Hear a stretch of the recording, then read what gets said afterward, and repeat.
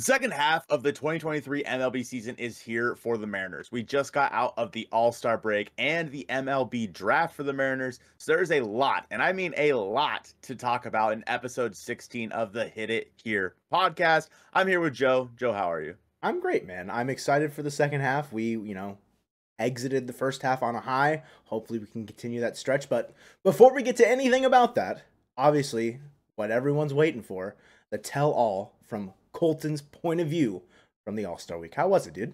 Overall, All-Star Week was very fun. I think that it's, a once-in-a-lifetime experience. I had a whole lot of fun, especially the Home Run Derby and the All-Star Game itself. The seats I was in were conveniently, in the sun the whole time, which was kind of sad. And you don't look any more tan than you already were, but... Well, I burn easy. There you go. So I threw a lot of sunscreen on. But if you've been to T-Mobile Park before, you know that if you're sitting in right field during the mid-afternoon to early night games, it's hot and the sun shines on you the entire time, which was fine. I mean, in the end, it worked out. Thankfully, it was a little cloudy for the Home Run Derby, so we could actually see, so we didn't get hit in the face. And also, it was all right-handed hitters except for Adley. And then he switched to right-handed anyway. And then he lost in the first round. But anyways. Yeah. But overall, I mean, I'll have a video coming out at some point just kind of about the behind the scenes of it. I think if I only had to have one real gripe about how the whole thing was run, the play ballpark is just terribly, terribly run, in my opinion. There's an app that you can get that you can you have to get reservations for autographs, but no one tells you that when you get the app, so you just have to hopefully know that. And then when you try to get reservations, they all go live at 9, and so you click on it at 9 and the whole app freezes and crashes because everyone's trying to do it. It's that part is just really, really poorly ran. And then there was also, when you make a reservation, you have to make sure that you include yourself as a guest. And when you make a reservation, it'll say how many guests. Well, you would think you would say, oh, I'm alone, 0. No guests. Nope. You are your own guest. Interesting. So, yeah. Do you think, I don't know, as far as a first-time user experience, that was just the big thing is just lack of knowledge and experience surrounding something like that? Yeah. I think, if I had to go back in time and say first time going to spring training, would I feel as comfortable as we would going now? Definitely not. So I think, I don't know, having that experience for you firsthand now should, come back to Seattle at any point, or, we find ourselves at an All-Star Week somewhere else. I think that you've been there, you have the experience now. Maybe it'll go a little bit more smoothly next time because you kind of already have that back pocket. Yeah, you have the insider knowledge. So yeah, I don't know. I mean, I made a reservation to go meet Lou Piniella and Jay Buhner. I get up there to scan it, and she says you can't come in. I'm like, why? She's like, you don't have any guests. I'm like, you're right. I am myself. I am my guest. You got Bubble Buddy next to you in line. I had a reservation. I scanned, and I'm like, so what did I make a reservation for? She goes, nothing. I'm like, cool. And I walked away. I'm like, this is so stupid. That's unfortunate. There was giveaways of a ticket to, so on the app it said Felix Hernandez will be at Tops from 1:30 to 3. I'm like, cool. I'm gonna go to Tops at 1:30. And then I get over there. She's like, do you have a ticket? I'm like, where do you get the ticket? She's like, oh, they were giveaways at 9 o'clock this morning. I'm like, oh, cool. Where does it say that anywhere? No, yeah. I can't figure it out. How was I supposed to know that? Sure. I don't know. The whole thing was just so poorly run. It was ridiculous. So, you got a gripe out of your way. What's the most positive experience that you had at the All-Star? You mentioned, the Home Run Derby and the game itself, but give us a little bit more.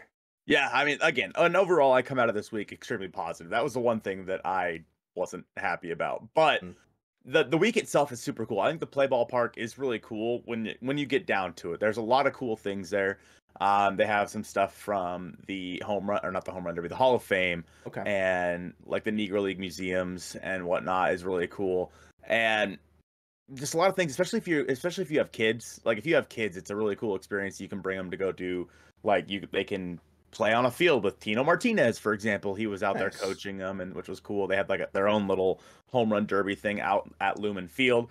The draft itself, I really, really liked going to. I think that was probably one of the highlights of the week. If we're not talking, of course, actually seeing home run derby and All-Star game. So the draft, I think, was definitely one of the highlights for me. Even though I spoiled your dream pick moments before it happened. Yeah, because people on Twitter. The I didn't even think about it, dude. It was like three the or four. The tweet was like 3 or 4 minutes old at that point. I'm like, oh, it's had to have happened by now. And I messaged you, and then you said, "Are you spoiling it?" And I'm like, "You've got to be kidding me." Yep. Yeah. You made I some was really friends excited about too. it. Yeah, so let's talk a little bit about all the people I met. I met a ton of people. I have a list here. I'm going to try to shout everyone out. But at the draft specifically, hanging out with Austin and Gunner. Shout out Austin and Gunner. It was nice to meet you guys. You guys will be in another behind the scenes video at some point soon. Let me pull up my list here of all the people I met because I don't want to miss anyone. I'm sure I will miss somebody because there's about 1,000 people on here. Here we go. I met Elliot and Patty. Both of them were at the Simply Seattle Home Run Derby, so that was really cool. There was also, where should we start here? Kellen, Inez, Miles, Riley, Alex, Braden, Josh #1, Benjamin. Benjamin was very cool, by the way. He was a kid that I met at the play ballpark. Little guy, he was so excited. It was awesome. W. Drew, Max, Easy, Jensen. Shout out to you, Jensen. I didn't actually meet you, but Austin asked me to give you a shout out. You are on Austin's baseball team, so shout out to Jensen. Jonathan. I met Jonathan. Jonathan, you have a sick mustache. I unfortunately did not get to tell you that. It was like a nice, I think if I remember correctly, it's like a nice handlebar mustache. Really cool. Code Red. We met Code Red. That was pretty cool. Atticus. The one guy that said hi to me when we were both eating. And so we like elbowed each other. That was cool. Nice to meet you, man. I didn't get your name. Gabriel, Alex, Joshua, Cameron, and Andy, Mariners Andy, who we talked to on Twitter a lot. It was nice to meet all of you guys. If I did miss your name, I greatly apologize. I was trying to keep a list of everybody I met and ask who you were, but if I did miss you, sorry. That's so cool though. That I don't know. Just you've gone to plenty of games and like, gotten recognized or, people said hi. I've had it a couple times as well, but this is just on a whole new level. It feels like in terms of exposure, just because what do you think the difference is? Just like the fact that like it's like not to say like the real Mariners fans aren't at the other games, but it's just like this is the true fan experience, right? I think that's exactly right. Okay. It's you're gonna get more of the diehards at something like this. Like you're not gonna get someone who goes to like maybe a Mariners game every couple of years going to this stuff. Why would they care?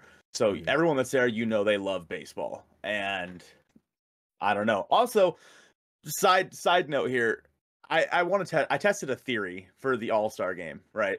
So I wore a hat and sunglasses for most of the game, mainly because I couldn't see because the sun was in my eyes. But also, I thought to myself, do people only recognize me because of my hair?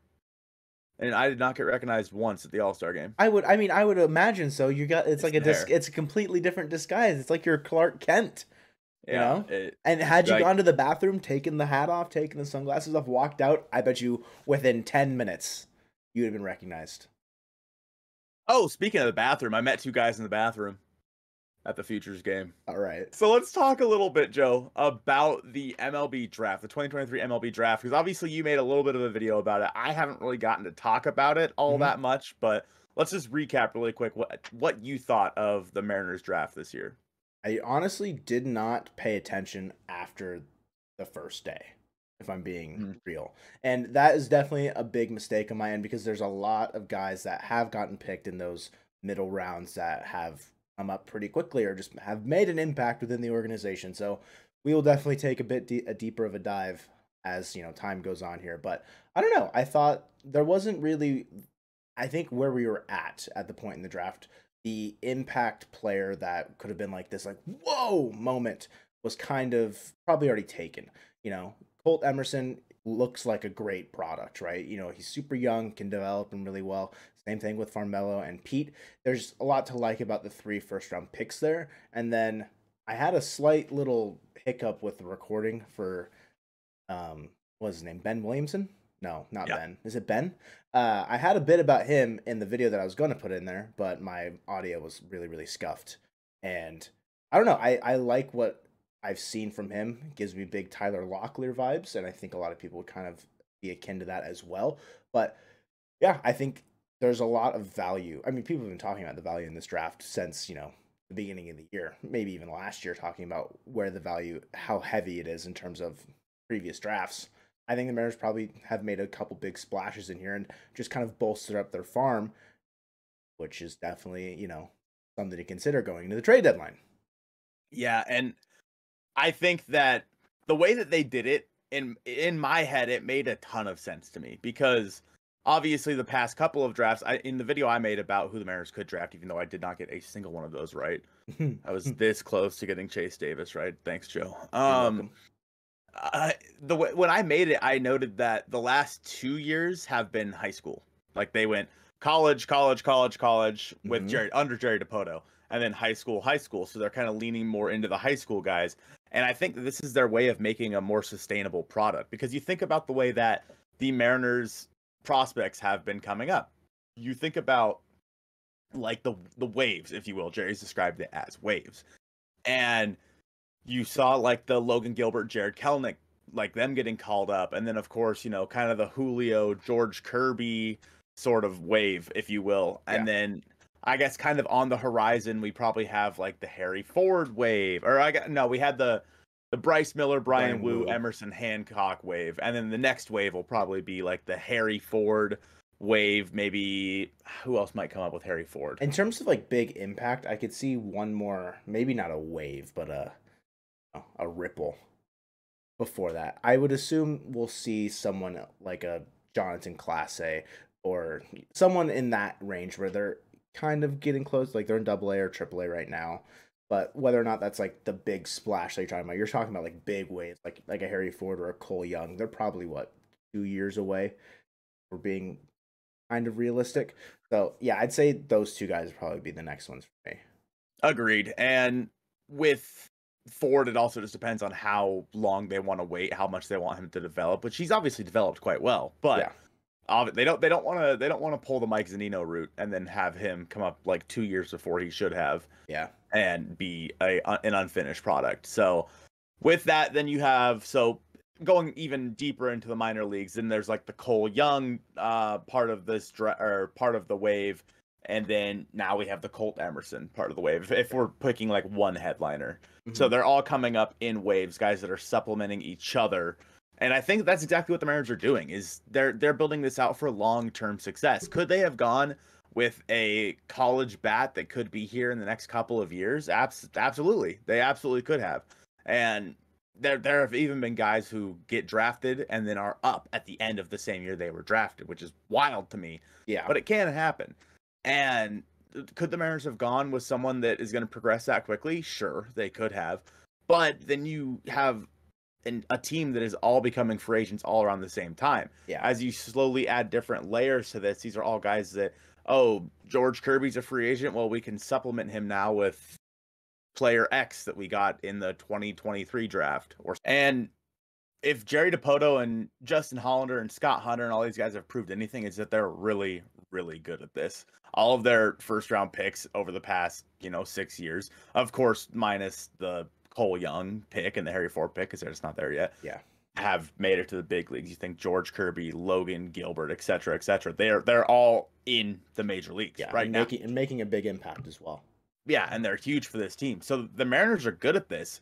And if they have now gone, those were all college guys they drafted, and now they've kind of moved on to these high school guys. Because let's be honest, the Mariners are on the bubble of becoming a perennial playoff contender. No matter what you want to say, oh, they're not good enough. If they can just get going in the right direction, and a lot of these guys, they're on the bubble. They have a very good, sustainable baseball team right now. Yeah. And even if 2023 is not the year, what would, even if you ran it back in 2024, which I don't think they should do, if you ran it back with the exact same team and you just had some of these guys perform to what they have their entire career, which you can never rely on, of course, but Yeah. if it did happen, this is a team that's a perennial playoff contender. And then when you can inject young talent into that from the minor leagues at midpoint in the season, that is how teams win. That's how the Braves have done it. That's how the Astros have done it. Is these young guys, they come up, they're molded by you, and then you're able to inject them into your playoff contention team. Yeah. My biggest concern, I guess, would just be we've developed pitchers. The pitching lab is noted. We've been able to do that successfully, repeatedly, several times now. It's the bats that have not been able to be developed yet. I mean, Julio, I think, is, the one example, but I'm not really we're not going to get another Julio, I don't think. Like the Harry Ford is not, I don't think that they're going to be on a similar level. I'm not saying that Harry Ford can't reach that. I just think that there was something intrinsically motivating Julio. Not to say that Harry Ford doesn't have that as well, but I just think they're on different levels for me. I think it's a good thing, though, that they're drafting these bats because it gives you more opportunity to develop the bats because we've had success with pitching. The pitching's not necessarily super needed to draft heavy in, whereas I think the bats could be a bit more beneficial should we either one struggle to develop them or two have a couple successes with them and then be able to like kind of like pick and choose where we want to trade away from the farm in that regard. Yeah, and for the Mariners, so of the 22 players that they picked, only 10 of them were pitchers, and that is, let me see here, only 2 or 3 teams picked fewer pitchers than them. That was the Angels. Oh my God, they are so stupid. The Astros, the Cardinals, and the Giants. Oh, and the Phillies. So 5 teams selected less than them. The Mariners selected 1 catcher, 10 pitchers, 3 shortstops, 3 third basemen, 5 outfielders, and 0 two-way players.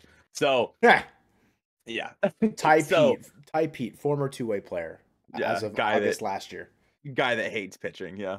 So that's, I mean, the Mariners have, like you said, drafted more hitters than they have pitchers, at least this year. I don't know what it was like the last couple of years, but yeah, they know that the core of pitchers that the Mariners have are going to be here for quite a while now. And they've got some time to just wait on drafting more pitchers. Yeah. You've injected Brian Wu. You've injected Bryce Miller both this year. Mm-hmm. Obviously, Brian Wu is going to have to get shut down at some point, but that's a whole nother story entirely. Emerson Hancock, we still don't know what he could be, if he could be anything, but he's there. There are these guys that you can have for the next, half a decade that can get injected into your rotation over the next few years. And the Mariners have proved they're really good at finding relievers from nothing as well. Sure. So pitching is not a big deal for them. So if they're out there drafting more guys like Cole Emerson, which people have said felt redundant with Cole Young, which is totally fair. I don't disagree wholeheartedly. They could almost end up being the same person. I would honestly, have we ever seen them in the same room at the same time? I don't know. But we could put them kind of in a similar spot in like the prospect rankings. And like you said, in terms of some of these guys, where would you rank Cole Emerson, Ty Pete, etc.? You're funny because that was going to be the next question I was going to ask you whenever you stopped. So I was looking at it. So when Cole Young got drafted last year, he was ranked as the 4th prospect in our behind Harry Ford, Emerson Hancock, and Gabby Gonzalez, and 1 ahead of Bryce Miller. Looking at the rankings as they stand right now, Harry Ford, Cole Young, Brian Wu, Gabby Gonzalez, Emerson Hancock are the top 5. Wu's probably going to graduate from that, So that puts Felon and Celestine at the 5th. I would probably put Emerson behind him. I would put him at the 6th spot. Go Harry Ford, Cole Young, Gabby Gonzalez, Emerson Hancock, Felon and Celestine, and then Colt Emerson, right above Walter Ford, and then like Taylor Dahl or Tyler Locklear. That's kind of where I would have him at this point. Do you think he'd be lower? Do you think he'd be higher? I agree. I don't think that I would have Emerson Hancock that high. And I'm just looking at like where the 2023 rankings stand right now. Right. So I would probably have him displace Emerson Hancock. I might. Where was Gabby Gonzalez ranked? 4th? 4th, but he'll move up to 3rd once Brian Wu graduates. Okay. If the rankings should just stay stagnant and stationary how they are right now, that's kind of where I was at, just like putting him into like where our top 10 is.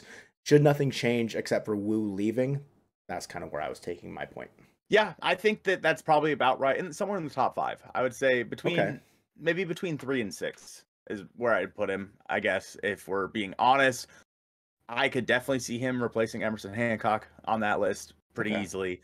But I think and that's just how it always works, right? The first guy that you pick in the draft generally is going to go into your top 5 prospects, and then he's either going to fall off immensely or he's going to stick around in there for a few years. Yeah. So, I mean, that's just the way the draft works. As for Mello and Ty Pete and Williamson, I mean, they'll probably all fall into our top 30. I think Farmello probably like top 15, and then Pete in that same range, like 15 to 20.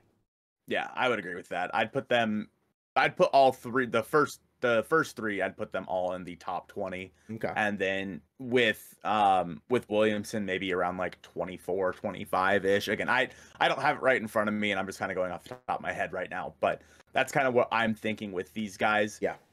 And so that brings up an interesting topic because, like we said, Cole Emerson and Cole Young, God, that's going to be so annoying. That's going to be so annoying. Holy crap. 4-letter names both start with COL. Do you think that the Mariners could be looking to trade one of these guys at the trade deadline this year? Because obviously they've focused heavily on middle infield. You have guys like Cole Young and Felton and Celestin, et cetera, that could all fill in here in the middle of the infield. Is this a scenario where they roll out kind of like the Rays, where they just see how far they can develop these guys, and if you have too many at some point, you have too many? Yeah. Or is this kind of a ploy where they're going to use it to trade for maybe a guy who's a little bit closer to the big leagues? I would not be surprised if Cole Young is no longer in our farm system by the deadline, should we come out the gates hot in the All-Star break, because I think you've solidified your middle infield prospects basically with Emerson and then Celestine. I think teams would be more interested in having Young over the other two. And if that's kind of where you want to lean with how you want to approach the deadline, if you're, the front office, I would not be surprised that you're confident in your drafting ability to allow that system, that farm system, to lose Cole Young. I don't disagree with that. Like, honestly. I'm not saying I want them to do it. I just, if that is something that happens, that's going to be a place where they might trade from as far as their farm system goes, because you got, 3 or 4. Like Axel Sanchez is in there as well. I'm not saying he's, going to be any better than Cole Young or whatever, because obviously he's lower in the prospect rankings, but there's opportunity to trade from now by the way that they drafted in that first round, by picking 2, middle infield, could grade out to a third base type, should they, kind of like a Noel V. Marte. But yeah. Yeah, and the Michael Arroyos of the world are also someone you could throw in there. And I see that for the Mariners, it's a tough question. It really is, because obviously their window is now. They're in their window of contention. It started in 2022. It started in 2021, realistically. Yeah. With them winning 90 games that year. Yeah. They just didn't quite make it. The window of contention is now. And so I could definitely see a reason, and would not blame them at all for trading one of these guys for, maybe even a major leaguer. Or like I've seen a lot of people talk about Jonathan Aranda for the Rays. I could definitely see it. Someone who hasn't really gotten a whole lot of play with the Rays. I could definitely see them trading a Cole Young, who is probably 4-ish years away, 4 or 5 years away, for Jonathan Aranda, who could probably be in the big leagues right now. And I think he actually is in the big leagues right now. But sure, that option where you trade a guy who is younger for a guy who's right there to help you right now, I could see it happening. But at the same time, the Mariners need to develop these guys. And again, second base is a hole for you. Yeah. Right now. And Cole Young, he's shortstop right now, but I think he grades out better as a second baseman anyways when it's all said and done. Could Cole Young be the second baseman in the future for the Mariners? Should we, give him 3-4 more years? Very easily. But do we want to wait 3 or 4 more years when we have the opportunity to capitalize on his value? Exactly. And if he's a bust, you're in big trouble. At least you would have been if you hadn't drafted Colt Emerson.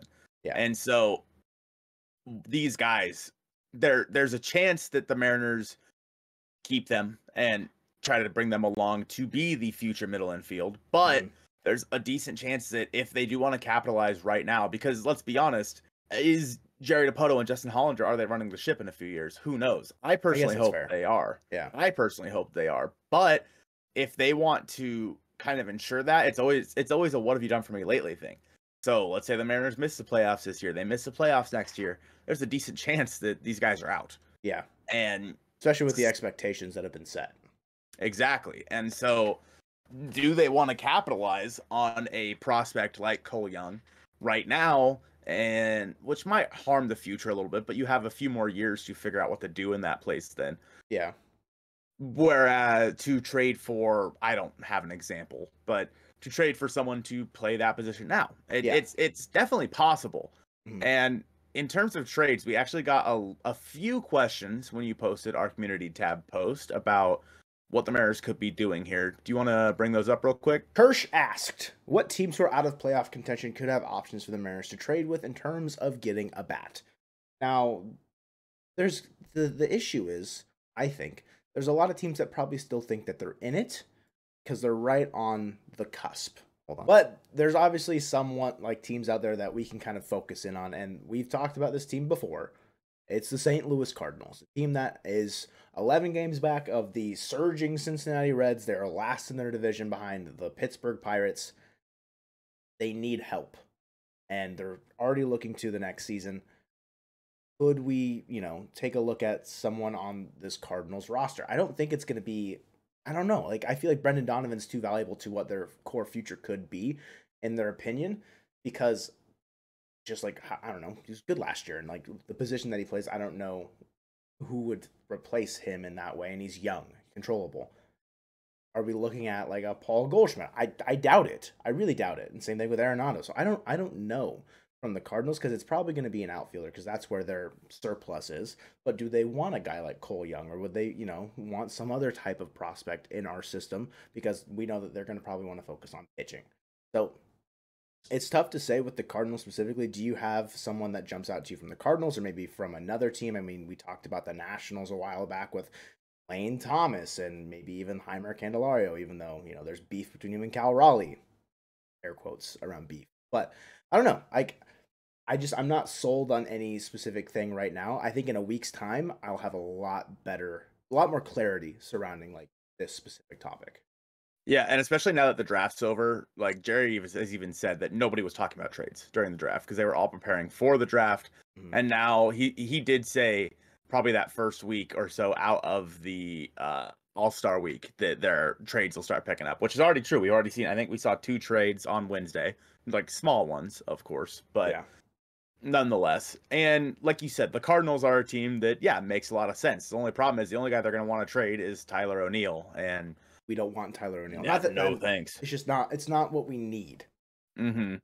We need infield help, and right now the outfield is in a fine spot. Obviously, with Julio, Teoscar's picked it up quite a bit. J.K. struggled quite a bit recently, and A.J. Pollock doesn't get enough at bats to ever know what you have out of A.J. Pollock. Yeah, it truly is that second base spot, because Jose Caballero has been pretty bad. Like he's really good. Bad. He's good in spark plug pinch moments, but as a consistent role, it's very. He's Sam Haggerty. It's up and down. It's a very up and down, thing for him. When the pendulum's swinging in his favor, it's good. When it's not, he looks lost, like he's never seen a baseball thrown at him in his entire life. And that's just, is it due to experience? Probably, right? This is rookie. It's going to happen. You're going to get exposed. So, and Colton Wong has looked better-ish, but he's made harder contact, but he still has been terrible. It's not the answer. Yeah. So you're really honestly looking for a second baseman. That's what you're doing. You're looking for a second baseman, and that is a big hot commodity to try to come by in the hunt for the playoffs mid-season. That's more something that you go out and get in the offseason. Usually you'll see outfielders traded and you'll see like pitching traded, but it's not often that you see big middle infield players traded mid-season. It has happened, of course. I think of like the Ian Kinsler trade, but I don't necessarily know if that guy's out there. Like, could you trade for Tommy Edman? I guess if you wanted to trade the Cardinals for Tommy Edman, but I don't know. Paul DeYoung, Yeah, I think the guy that could be interesting is like Zach McKinstry for the Tigers. It's not a sexy pick, but on the season he's hitting 247 with a 694 OPS, around 700s. He's got 6 homers, 11 bags. It's a second baseman that if you're not gonna be able to get a premier guy, like I don't think there's anyone that would be available as far as the second base position, because you're not gonna go who's a guy, like I can't even think of somebody right now. Like, it would have been Javi Baez like 3 or 4 years ago, but that's 3 or 4 years ago, Javi Baez talking about the Tigers. So there's not that big name that you're just going to go out there and find at second base. So you might have to go like a little bit of more of a budget pick to kind of fill in. And I think, McKinstry could be an option there, but it's not perfect. And I think that with the way everything is working out this year, you're going to see a lot of trades in that last week before the trade deadline.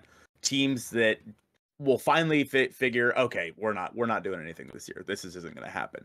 that's when you're going to see a lot of the trades happen. Jerry does have a propensity to just go out and make trades a month before the deadline. It does happen with him. But with how many teams still think that they're in it this year, there's not a chance. Like the 5th place team in the American League East is the Boston Red Sox, but they're still in it. They're what, 5 games over 500 or 6 5 games over 500. So it's like baseball this season, it is weird, especially with the new format in terms of everybody playing everybody. So the Nationals, like you said, Zach McKinstry, is a guy you could go out and get, but I think the biggest name at second base that we might be able to go get, depends on how they're wanting to sell, if they do, is Ha-Sung Kim. But he's going to be very expensive because he's been one of the few bright spots on an abysmal season for the Padres. And he's 9th in the league in OPS at second base right now. So it would be an upgrade for sure, like a pretty significant upgrade. It's just, what's the asking price going to be? Yeah, and I think for Kim, it would be pretty high, honestly. Yeah. I really do. And again, do the Padres want to sell? Do they want to sell? Because it's the freaking Padres. Yeah, AJ Preller is not known for wanting to sell, And the Cardinals are also a team that doesn't sell. But Nolan Arenado talked about during the All-Star break how he would not be surprised if he got traded. He's not going to get traded. Yeah. That makes no sense for them to trade Nolan Arenado. Like, the Cardinals are not going to blow it up. Mm-hmm. They never do. The Cardinals do not blow it up. There's just no chance. There's just retool and, somehow figure it out. Right. There's a chance that, they do trade off like a Paul Goldschmidt because he's a free agent after, I think, next year. So is it going to happen? Probably not. That's a trade that if they're out of it next year, they make. But other teams, there really isn't many.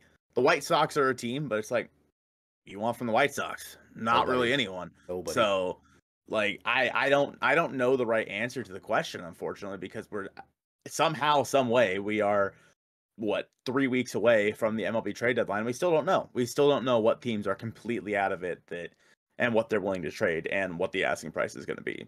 Now, before the trade deadline does occur, we've got a pretty significant homestand in front of us coming right out of this All-Star break. We were hot coming into it. Mitchell asked on the community tab post, as good as the Mariners have looked in the last 3 series, you can't help but be skeptical with the team's clutch gene. There's moments in the, pretty recent memory where, bases loaded, no outs, no runs scored, which is bad. And that's the big thing that Mitchell's harping on in this comment, is just how can we fix that issue and what can we kind of expect from the team coming out of this All-Star break against some, more feeble opponents like the Tigers. And the Twins aren't bad, but it's the AL Central. So Colton, how are you feeling with the homestand coming up?